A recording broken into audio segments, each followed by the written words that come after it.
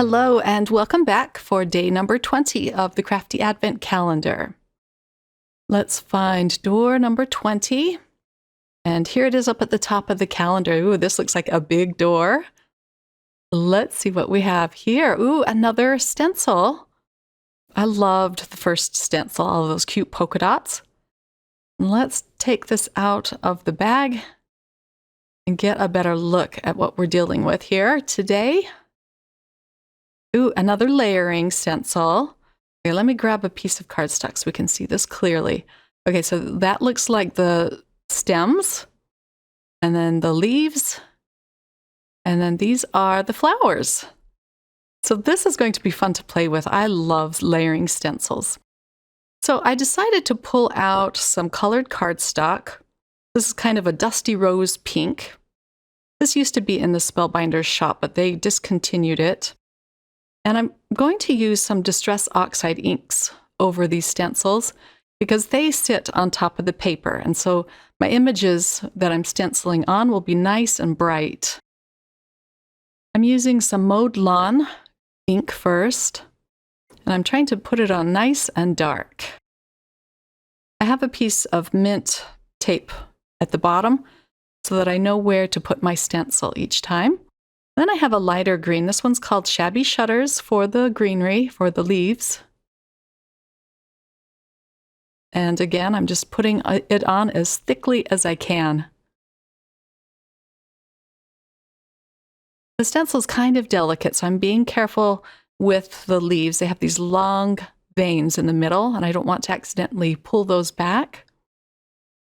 For the little centers of the flowers, I'm using some orange. And then let's see what this looks like. Oh, it's turning out so pretty. Okay, now for the flowers, I'm using some dark pink. I believe this is wild berry. And I'll do these smaller flowers with that. Next, I'll use some tattered rose for the larger flowers. And it kind of smeared the orange centers, but I'll come back and fix that in just a minute.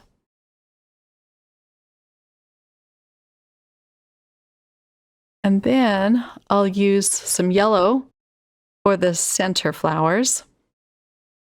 And this is called Scattered Straw. I want to darken these side flowers just a little bit more, so I'm going to go over them with another layer.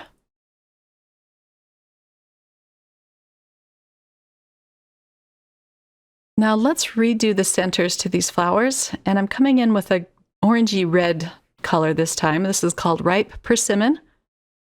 We'll just go right over the centers. And that shows up really nicely. Here we go. I'll peel off the mint tape, and we are ready to put this card together. But isn't that just beautiful? Let me give you a close-up look at this stencil. I'm pulling out a set of dies. It's called the Stylized Border Trio. I love these. And I cut out 2 dies using some wild berry cardstock. I'll use a little bit of dot liner to attach the first piece.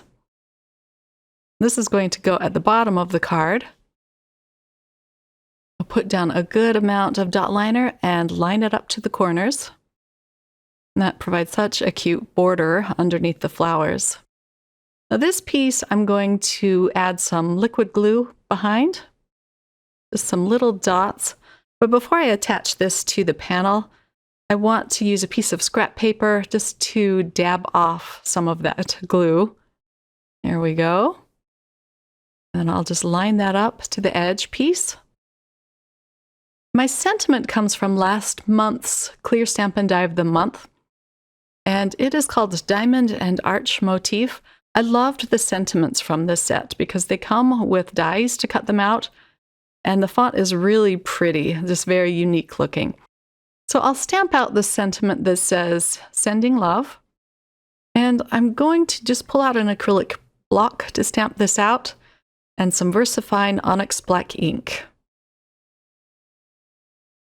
My first stamping doesn't go so well,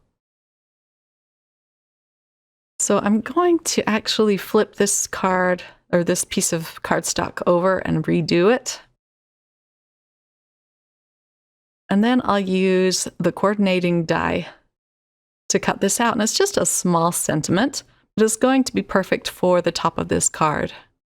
That's going to look really cute at the top of this card. Just add some of the wild berry color to the top. But first I want to chomp the corners, just soften them a little bit.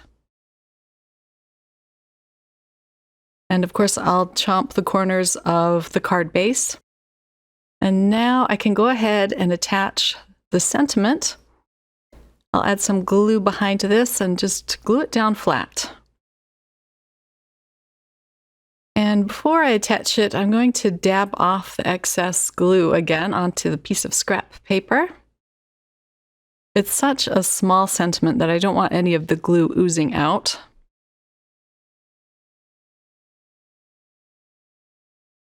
And then for a last touch, I am going to use some pearls around the sentiment. And these are called Fashion Blush. They're just kind of a soft orange. I'll link all of the products that I used to create this card in the description box below in case you want to check any of these out. So the last one I didn't quite know where to put. So I'm going to put it right here and then move this one up a little bit higher. I was lucky that it didn't peel up any of the paper. I'll attach it to my top folding white card base. And then here is a close-up look at the finished card. That was such a fun stencil to play with. Thanks for watching, everyone. I hope that this video inspired you and that you get a chance to sit down and create some cards of your own today. I'll be back again soon with another video. Bye.